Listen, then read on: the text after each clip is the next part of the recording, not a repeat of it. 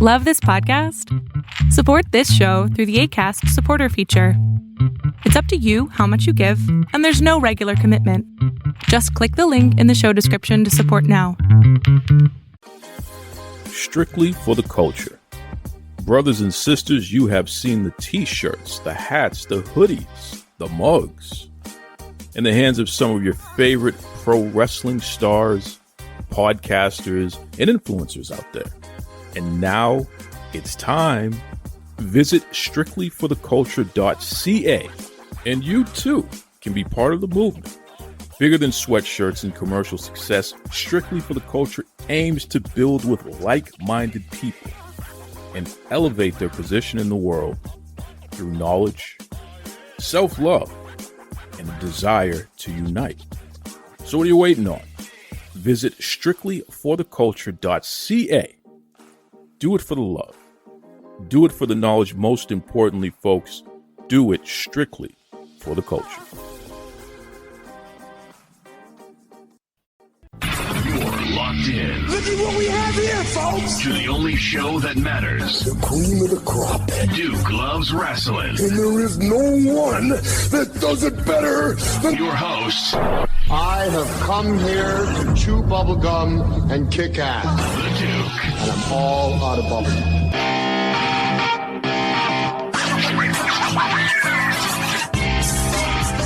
Welcome back, brothers and sisters, to the Duke Loves Rasslin podcast, the show about pro wrestling and everything else.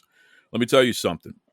You folks out there, you know that your main man, the Duke, is very passionate about promoting pro wrestling conventions. It's just something that I believe in. I love the fact that there can be these events where you can see stars from yesterday, today, and tomorrow. And, you know, in some instances, not only can you see them perform, but more importantly, you can meet them, get an autograph, have a quick conversation. It's really special that we have a community where this is a thing. So here on Duke Loves Rasslin through the years, we always are very enthusiastic about promoting that. And it's for that reason that we have a very special guest on this episode here, a man who doesn't need much of an introduction. He legitimately is one of the more influential wrestlers of the past 25, 30 years. And a lot of the things that he did in the ring, you can still see other people doing to this day. So that just shows you his contribution to this wonderful industry. So without further ado, welcome to Duke Loves Rasslin, the Wildcat himself, Chris Harris. How you doing there, Chris? I'm great, Duke. Thank you so much for having me, man. I'm looking forward to this. Yeah, listen, man, you're a guy who's one of my all-time favorites. I've always respected not only what you do in the ring, but just the way that you've carried yourself as a man. And I feel like that's a lost art these days, unfortunately. There aren't enough people who internalize the way that they carry themselves and how they're allowing people to perceive them in the world. And you're a guy who I hold up in high regard because you've always just been a solid dude there. So first and foremost, how have you been in general, man? How's life treating you these days? Man, in general, I am doing great. I don't have a lot to complain about. I am in a great position in life right now. As a lot of us have, I've had my struggles through the years, but at this point in my life, man, I'm so happy. Things are going well. I'm staying involved with the wrestling world, so that keeps me happy. Got my wife by my side, got my dogs. I mean, yeah, things are really good, man. I'm feeling good. I mean, I went through health issues and injuries, those kind of things. And I feel good. My health is under control. And, I'm for a wrestler that's been around for this long, to be able to stay in one piece, that's a blessing. That's a positive. So I'm doing great, man. Well, I'm very happy to hear that because, that's one of the big challenges for us as we watch our heroes continue to get older. We get older. Some of those injuries start catching up and what have you. It's tough to see people struggling. So to hear that you and your wife, your dogs, your body in general, that you're doing well in 2024, love that. Love to hear that, man. I'm very thankful. I'm very grateful to be in the position I'm in right now. You have a big event coming up where fans are going to get a chance to meet you, get your autograph, share some great memories with you. Tell me about it. What do we have on the horizon this week? Yeah, this is a big week. We have a huge event Saturday night. I spend a lot of my time nowadays working with the local promotion that I started with. A lot of other names have come out of the promotion, but I got started with them back in '95, so it's been a close to 30 years. And I'm working with Roger Ruffin. He's the owner.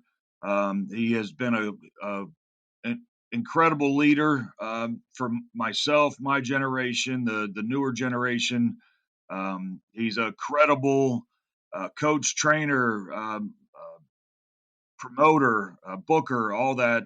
He had, of course, he was a wrestler for many years, but he had his time on top as a referee with the WWE in the '80s and early '90s, and he has so much experience with that. So we've had a great leader in that form, and yeah, at this point in my career, it kind of goes full circle. I've come back, and I guess for the past 5 years, I've been working with Roger behind the scenes, and we have events every single week. We have training. We have our own training center called Bone Crushers, where we're coaching the new generation, and it all leads up to this Saturday night. We It's the Northern Wrestling Federation, and the NWF in August every year is always our biggest event of the year. It's called Summer Sizzler, and that's always something we strive for. It's for the local level. The best way to say it's like our WrestleMania. And this year, we actually are having it in a stadium in Florence, Kentucky. So this one is a huge one for us. It's probably, we always say it's the biggest event of the year for us, but this is quite possibly the biggest event in the NWF history. So much has gone into this, and I am actually stepping back into the ring for it. So it's even extra special for me. I'll be actually getting in there, but it's called Summer Sizzler. It is in Florence, Kentucky, at the Thomas More Stadium. It's where our minor league baseball play in this area. It's called the Y'alls Stadium. So there's a title for you from Kentucky.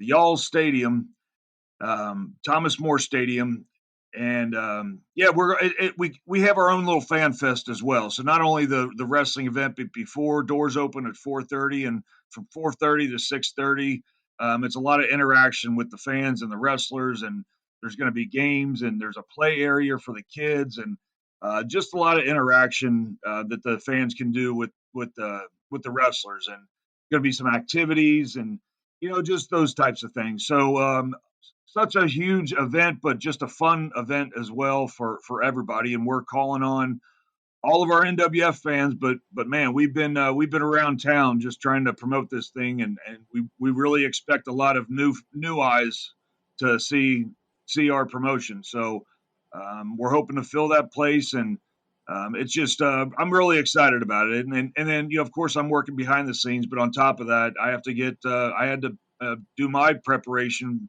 for my own match, which I'm 50 years old, man. So it's not the same as when I was 25, but I'm putting everything I can into it. And the biggest thing I have right now, and going back to what I was saying before, I feel better than I have in a long time. I'm probably in the best shape that I've been in 15 years. And most of all, I got my confidence back. So I feel good. I feel like I'm in great shape for this match, and I'm putting everything I can into it. I got that drive back. So I'm focused. I'm determined to make this work. And yeah, I have. This is the area I'm from, so I'm bringing family, friends. I'm bringing everybody, man. But we are going to make a huge day and night out of this thing, and hopefully it's a huge success, and it will go down as probably one of the greatest events that our NWF has ever had. I love that. And once again, folks, the Northern Wrestling Federation, okay, they have their big annual event, the Summer Sizzler, on August 17th in Florence, Kentucky, 4:30 to 6:30 p.m. Eastern Time there at the Thomas More Stadium, 7950 Freedom Way, Florence, Kentucky. All right. General admission at the door is $12. This event is already sold out in the front and second row. That's how excited people are for this.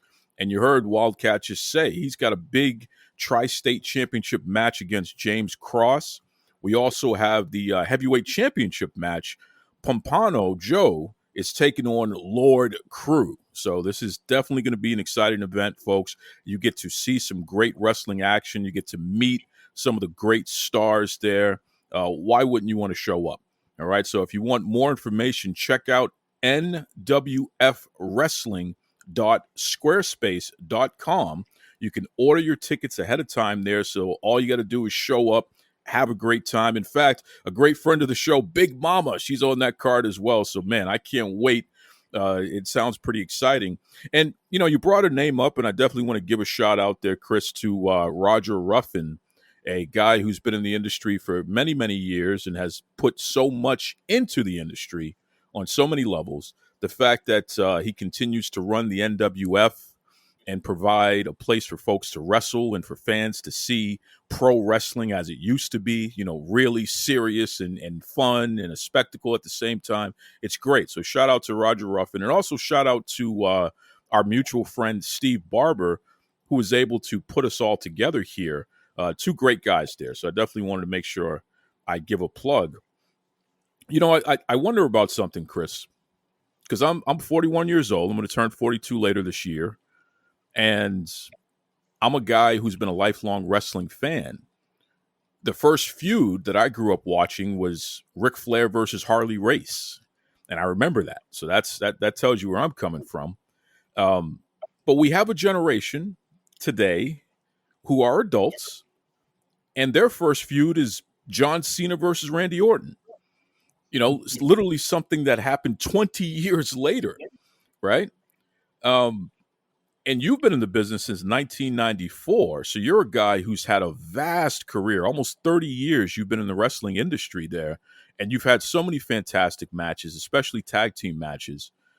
If you were to speak to some of these younger folks who may have been a little too young to see your career in the first 10 years, let's say, where would you direct them? What are some of your favorite matches that you would say, hey, I want to show you, even from the beginning, what I've contributed to this industry, and it still holds up today. This is great entertainment. These are great matches that you can check out. If you could name one or two matches, what would it be, Chris? Oh, wow, Duke. Yeah.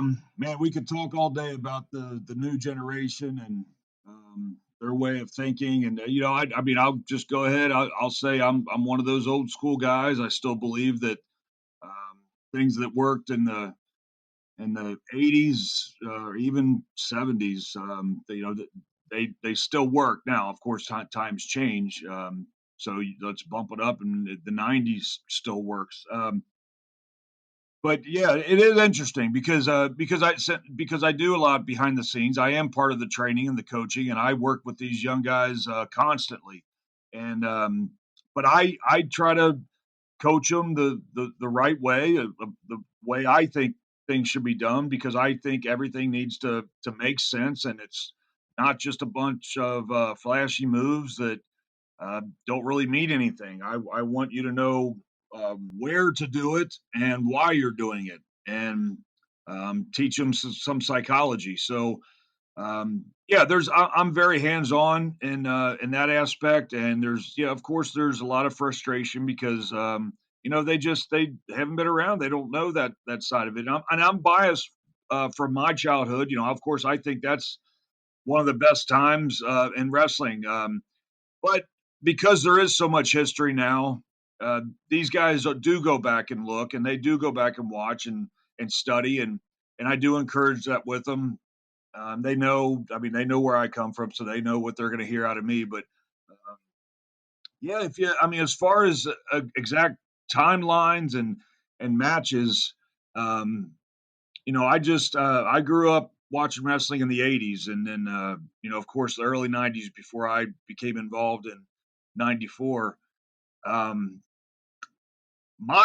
match that, I mean, I get asked this a lot as far as what match really got me into the interest into wrestling, and I started watching in '86, but um, this match still holds up today, and I know it's a very common answer for a lot of people, but it rings true with me, and that was Ricky the Dragon Steamboat and Macho Man Randy Savage, WrestleMania 3.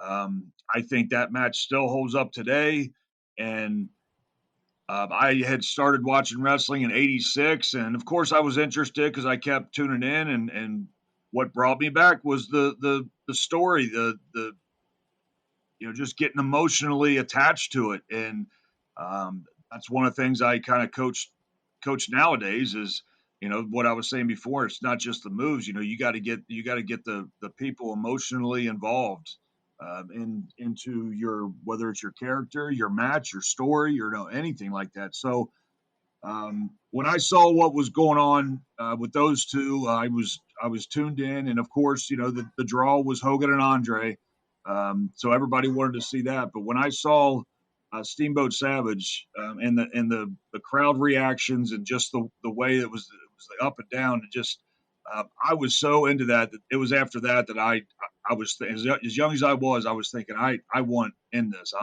I want to be part of this, and so I will always go back to that being one of my first.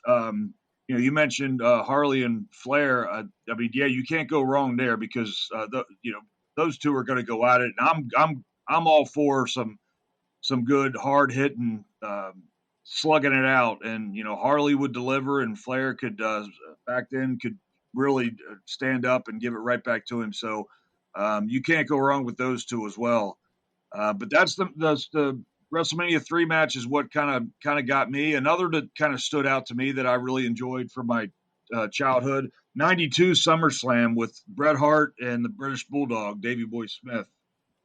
I became Savage was probably my first, superhero to me, to where, that was the one I really got attached with. But then the more I got involved in wrestling, Bret Hart really caught my eye, and I was a big fan of him and a big fan of his work. And the more I learned about wrestling, the more I could study him. But yeah, the match that they had, Wembley Stadium, that really stands out to me. I thought that was incredible, and of course, you can't go wrong. I mentioned earlier the crowd reactions.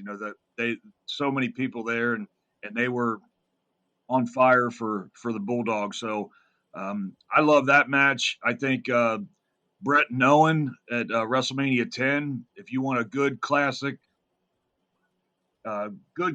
wrestling match, I mean, those two delivered on that, and they did have a story going into it. So you were kind of attached to it, but that's actually my wife's favorite match. So I'm kind of proud that she would say that, with me being that it was so much of a wrestling classic. But yeah, there's just so many, man. I mean, you could go into it, and of course, I can always fall back on myself and my matches, because whenever I can get them to watch something like that, I can give them insight detail as to why something happened, and the direction we were going, and just give them a lot of insight so that they understand that. So I love teaching tag team wrestling and the art of tag team wrestling, being that was most of my success in my career. So yeah, just so much. But yeah, it's a different group nowadays. They have a different mentality, and I think sometimes they develop bad habits that we gotta break them from, because there's certain things in wrestling that will always work. It worked back then, and it works now, and that's kind of how that's how I still work, and that's how I try to portray that to them. So Yeah, I'm very involved in that, man, and I love it. I love that part of it.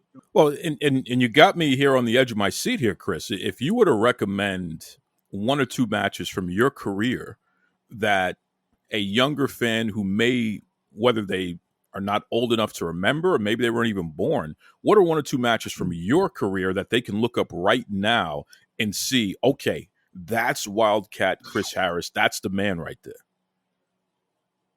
Oh wow, man. Yeah, I mean, let's go with the tag team. Now, there's some that I may think are really good that a lot of people don't remember, but then there's some of those that are very high profile and that I feel like are really well done. And I think most people like to go to our Six Sides of Steel with Triple X. That was an incredible match, but of course, being a cage match, it's a different type of psychology. So it's not really the basic type wrestling, but that emotional roller coaster that we took people on, that's something that is very coachable to the younger generation. But yeah, myself and Storm and excuse me, Christopher Daniels, Elix Skipper, and of course that was the move that the incredible walk across the cage into the Hurricane Rana onto me. A lot of people will remember that that sequence there. So that's one of the ones on top of the list. Now, one that a lot of people may not remember, we had a match with Team Canada. It was Eric Young and Bobby Roode, and I believe it was a Final Resolution pay-per-view, and that would have been probably in 2004. America's Most Wanted, Team Canada going at it for a while, but it all came down to that, and Team Canada were holding the tag team titles, and it was our shot to get them back.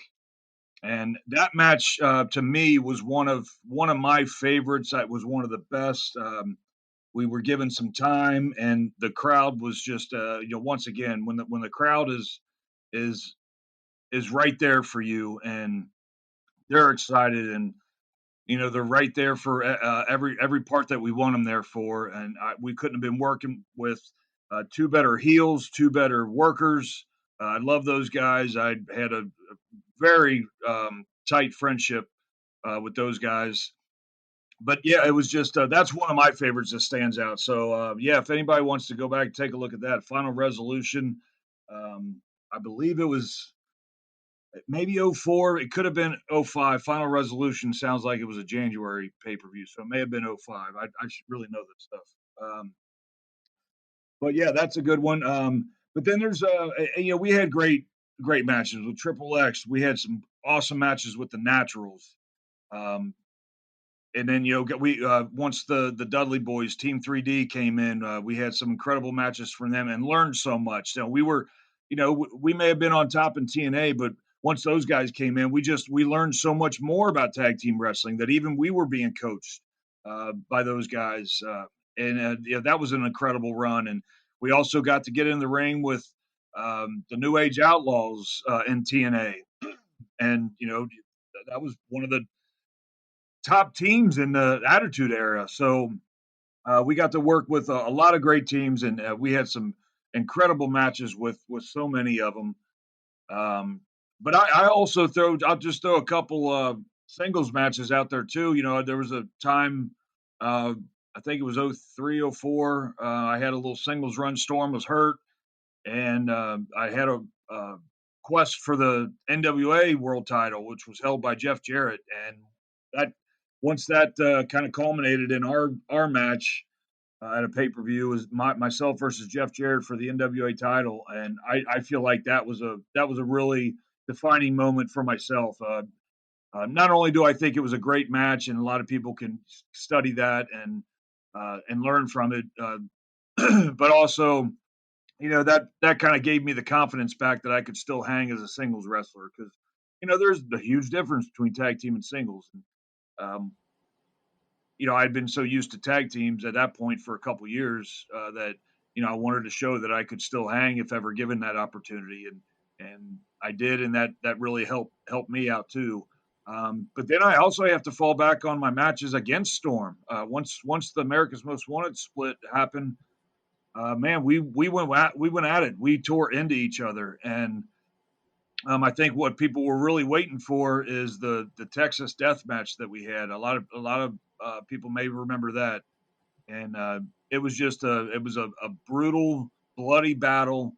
Um, Not so much psychology as far as technical wrestling, but in my view, instead of having a garbage match out there with all the weapons and or you're hitting each other for no reason or just just nothing behind it, no psychology at all. I felt like for that type of match, which is not I'm not typically my thing. I've been in matches like that many times in my career, but it just wasn't wasn't one of my norm matches. But I felt like we worked together to make sense out of everything in that match, everything that happened. So even a match with weapons and different types of gimmicks, we still made it work and made sense out of it. And even a match like that, you can learn from. So. Chris, I'm glad you called out your match with Jeff Jarrett, your matches with Jeff Jarrett, because those are some of the best things going in TNA, especially during those years. And certainly your feud with your partner, James Storm, they were awesome. So I definitely encourage everybody listening, whether it's YouTube or it's TNA's, subscription service, if you have that, definitely go back and check out some of Wildcat Chris Harris's greatest matches, whether it's teaming with James Storm, especially going up against Team 3D, whether it's feuding with James Storm, with Jeff Jarrett. Both of you guys have even teamed up with Jarrett before. Just great stuff all around, and I love that.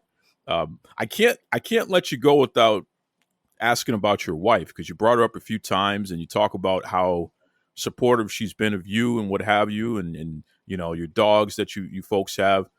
Talk a little more about your wife, man. How long you've been married, and what do you want the world to know about her support of you? Oh man, Duke, thank you. That's giving me an opportunity to do that. Don't usually get that. Yeah, very.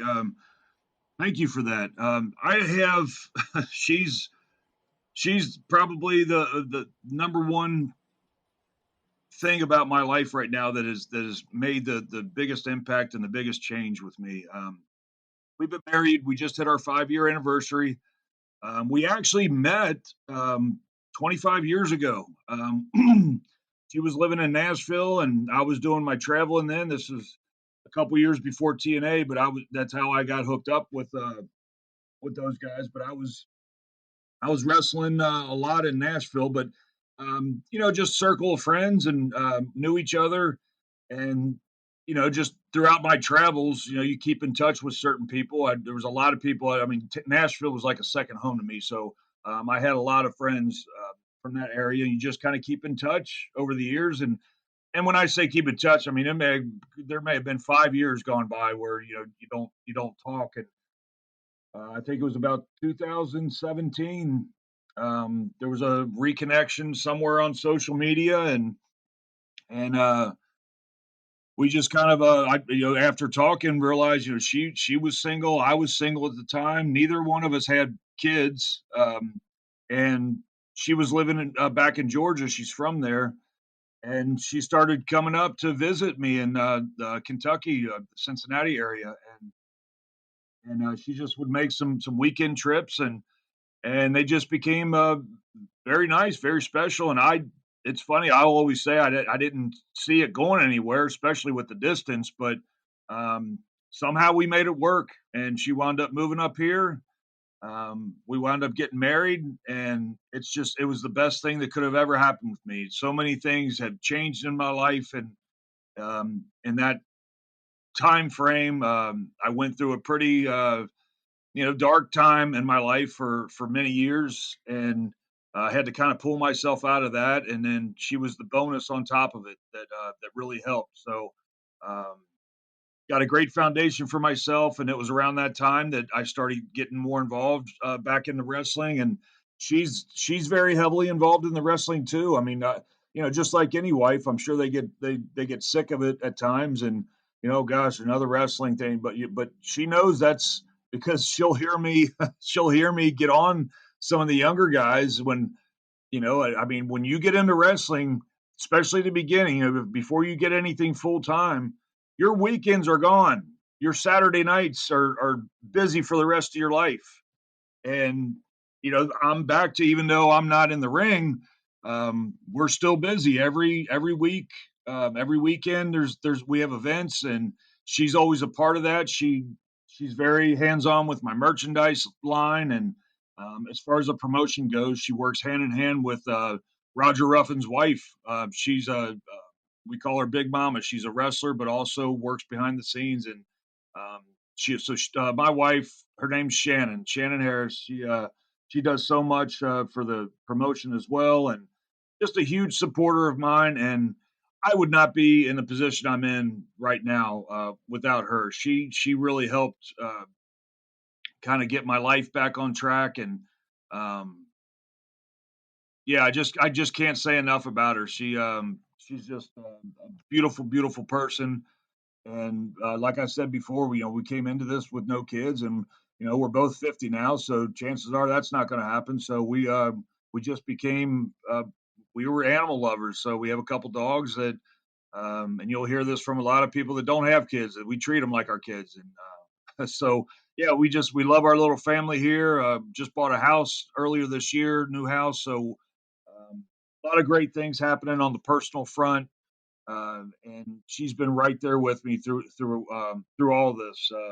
And I love her so much, and I couldn't thank her enough for everything that she has done for me. And I try to make sure I tell her that all the time, because I'm a believer. You just never know when it's too late. So we try to really work on our marriage and make time for that.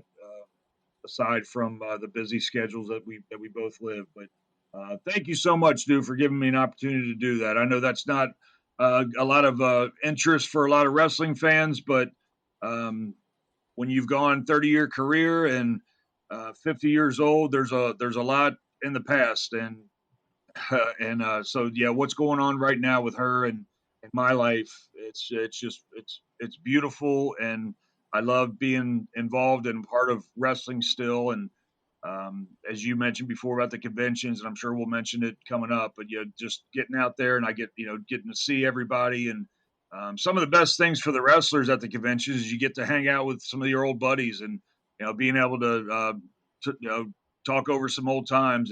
And so I love doing that. And just being able to see all the guys, and especially the ones that are still going. So, thank you to my wife for helping me be in this position. And I love being out there and trying to stay relevant in this crazy wrestling business. Well, shout out to the lovely Shannon, a.k.a. Mrs. Harris. She was able to tame the Wildcat. It's pretty cool. And all the young guys around here, she's got her own name. She's Mama Cat. So that's her nickname around here with this whole group. So she's got her own little moniker. I love it. Once again, shout out Mama Cat. Folks, this is exactly why you got to check out the NWF Summer Sizzler. Once again, that's August 17th. Okay, so that's coming up this Saturday, 4:30 p.m. at the Thomas More Stadium. You can head over to nwfwrestling.squarespace.com for more ticket information. Try to get your tickets ahead of time, folks, because you don't want to be at the door standing in line forever trying to get in, because this is a hot event. So certainly if you can get it ahead of time, you want to do that. Wildcat Chris Harris, let me tell you something, man. I respect you. I appreciate you. I am so happy to hear that your life is in such an upswing, is going so positive. Again, you're a guy who I've always respected the fact that you've never run away from the challenges that you faced, but you've also never given up.